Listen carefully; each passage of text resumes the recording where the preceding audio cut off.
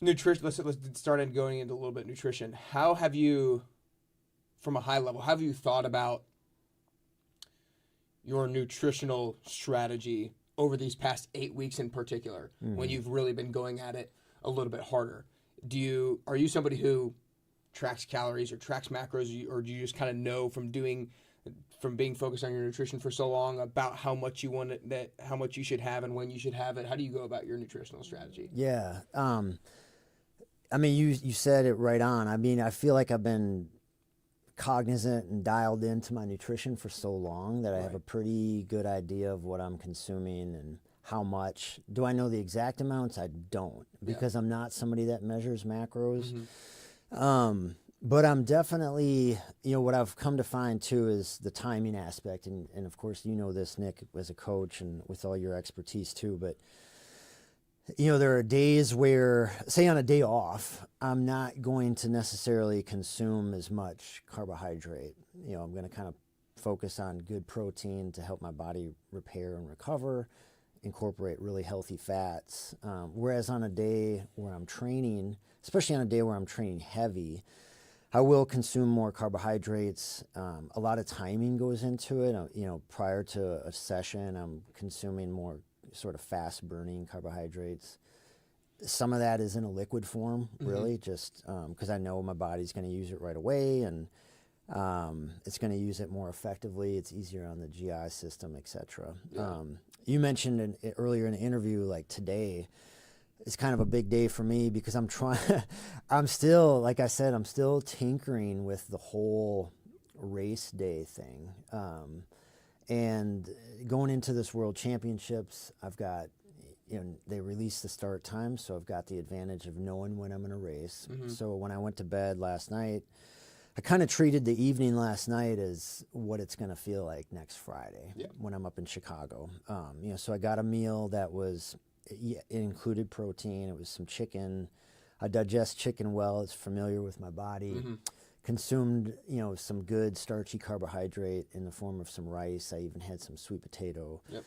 And I chose what I ate, and same thing with this morning, just because I know that not only are they foods I'm familiar with and that work well for me, but I'm going to be able to replicate it next weekend.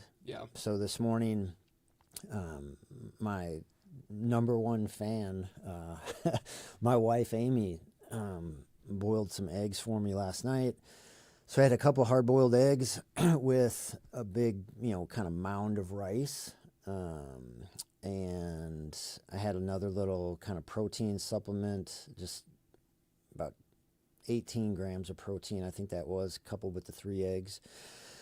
And then I've already downed one drink, just carb mix, and then I'll probably have another one on my way to on the way to the gym this morning. And then I'm going to arrive at the gym this morning the same time I plan to arrive at the event center next weekend.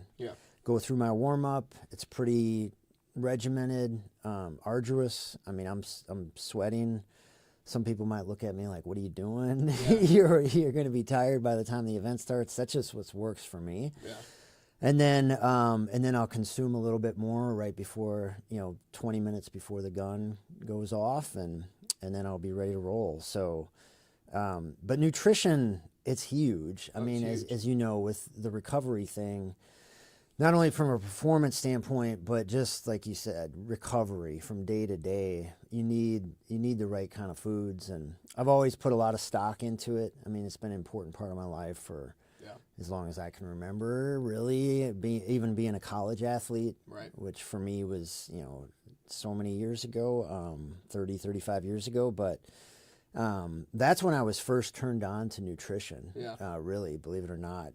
I figured it out in college. I was like, whoa, I feel better. A lot of people 35 years ago, nobody talked about it. Nobody was talking about it. I'm 30 years old, so I don't really know. But you're right, Nick. What people, some stories and everybody has said that. You're absolutely right. No, it was not a thing. There certainly wasn't the supplements and of course, all the aids and stuff that people are have available today. But there wasn't anybody talking about it. So I think I was lucky in the sense of I actually had a I actually had a roommate in college that I played basketball with, and his grandmother kind of taught him a little bit about nutrition. And then talking to him, I was like, man, he's on to something. Like, Yeah. And I quickly noticed. So ever since then, it's been a huge part. And I've varied over the years, kind of like what my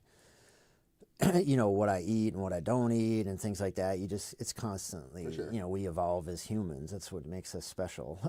So. Oh yeah, to that grandmother.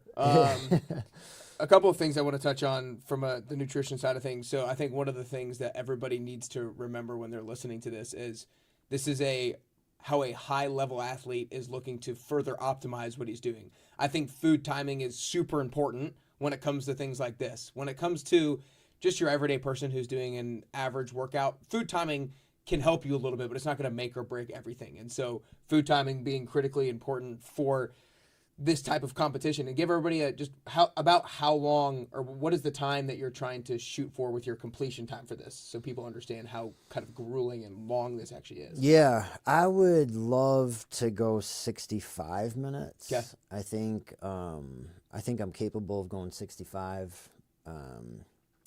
In Houston, I went 68. There's some things I've been working on. I know where I struggled in Houston was the sled pull and the burpee broad jump. Yeah. And the rest of the stuff, I'm confident that I'm doing well, and I can do that again. I can replicate it. But when those you say, sleds when you are say heavy. you struggled in those two events, are you saying you struggled from the sense of like that was when you were most fatigued, or compared to other people's timing and ability and those things, you feel like you are less than those people? Or what do you mean when you say you struggled in those? I would say more compared to other times. Gotcha. Exactly. So like in order to go from 68 to 65, you see other people who are maybe doing fast times, and you see that their sled pull is happening at this. Yeah. Do you get clocked for each event, or you just They kind do. of know that? They have chip timing. Okay. So they Gotcha. basically, everything is with that technology, you can see exactly each run split. You can see how much time you spent in the zone, and then they also have what's called a rock zone, which is sort of that time between